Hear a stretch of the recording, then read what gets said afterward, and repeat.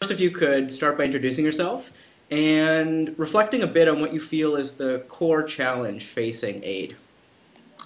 Great. Well, it's great to be able to do this, Taylor. This is, to introduce myself, I'm George Roeder. I'm the CEO and one of the co-founders of Engineers Without Borders Canada, an organization that is new to the international development world, or at least relatively new. We started 10 years ago, and really our goal is to bring a new approach to how development is done in a very systemic way. In terms of the biggest challenge, I think that it really relates to what our role is and what our role has emerged as in the international development space with Engineers Without Borders. We've really had people, as you can imagine, lots of engineers embedded right on the ground, mainly in Africa. And one of the things that we've seen over the years is that right now the way that aid is practiced, particularly in a development context, is probably best described with a metaphor of a construction project.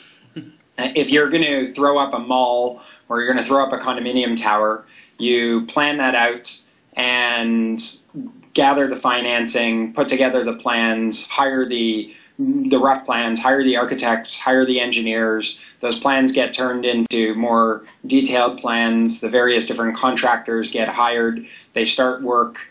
Perhaps there's a few setbacks, but more or less there's a linear progression from the time that the shovel goes in the ground to the time when you, at the end of the day, have a gleaming either skyscraper or building that's done at the end of the day. And then you basically hand it over to whoever runs it or whoever becomes a tenant, and the project is done. And it's a very similar type of thing in international development right now with aid, where projects are conceived oftentimes quite far away from the ground by effectively developers. And in many cases, these are our governments, like the Canadian government, or large foundations or entities like the World Bank. And then basically all of the structures within aid are plotted out in a similar type of way, where you develop the plans, hire an architect, hire the people who are going to deliver the project, make the money and financing available, deliver the project over a period of 2, 3, 4, 5 years. And then once the project is done, it's wrapped up, and in theory you hand the keys to the unit to various people who are going to be using that.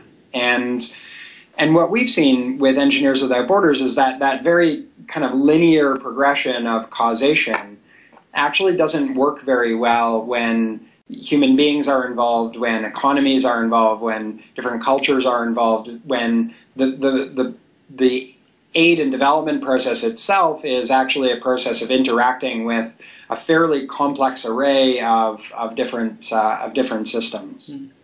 So what's your response then to getting away from that linearity? So how can we move from what that linear production model to something that sounds like it's much more multifaceted, networked over different spaces and different times? And I mean, how do we move to that model? Yeah, it's a great question, and there's a lot to it. Perhaps it's probably valuable for me to talk a little bit about an example that we see on the ground. So one of the areas where we've done a lot of work is in Malawi, in the water sector. And a water project sounds like a typical project. It actually sounds like a construction project, right? That over a period of 2 or 3 years, you ought to be able to actually plan out and say, we're going to drill 100 wells in 100 different communities, and more or less, 50,000 people are going to have access to clean water who didn't have access to clean water before. And it sounds like a simple endeavor. Like a construction project.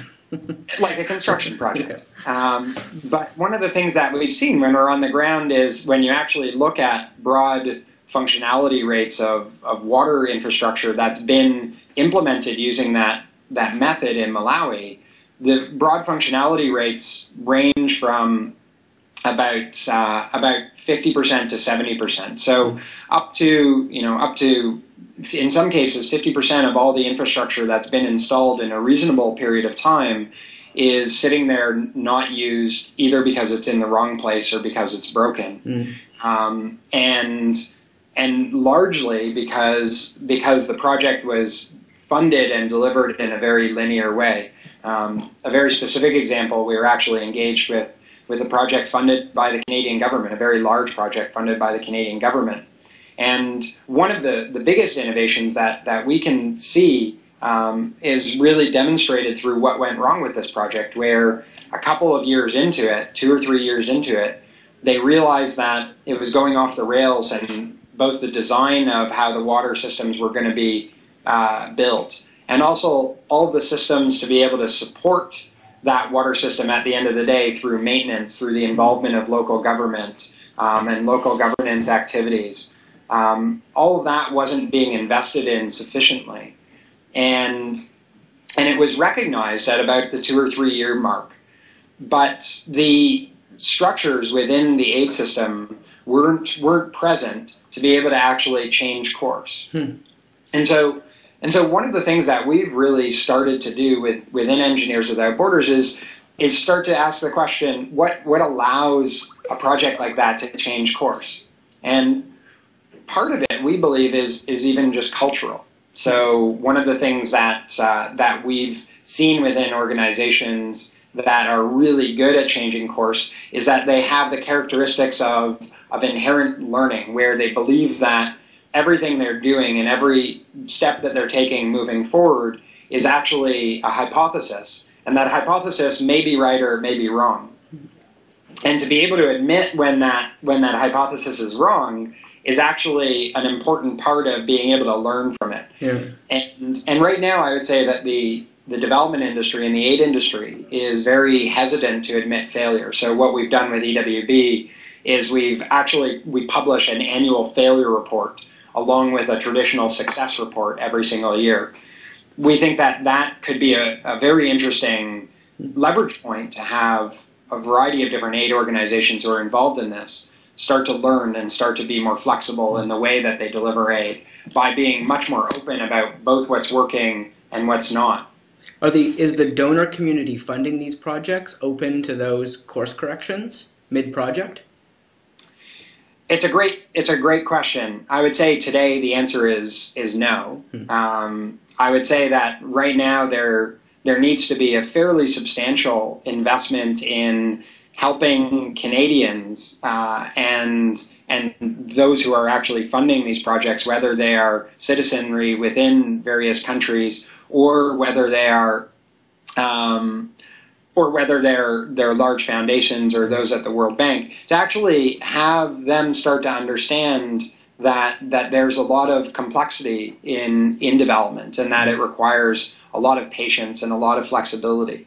And I don't, there's a lot of people who argue that say, you know what, Canadians can't understand this. All they want to know, they want to donate a goat or donate a bed net, and they want to see a direct causal relationship between the actions they or their government takes and the results.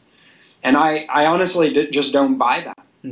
I don't buy that argument that Canadians aren't smart enough and aren't willing to be engaged enough in understanding that there's a complexity with this type of work. They see it every day in their lives. They realize that when they send their son or daughter off to school in the morning to go to class, and they do that for 10 years and they offer love and kindness, those kids may or may not learn a lot in school. And there's a lot of different factors that are going to affect whether they learn or how they learn.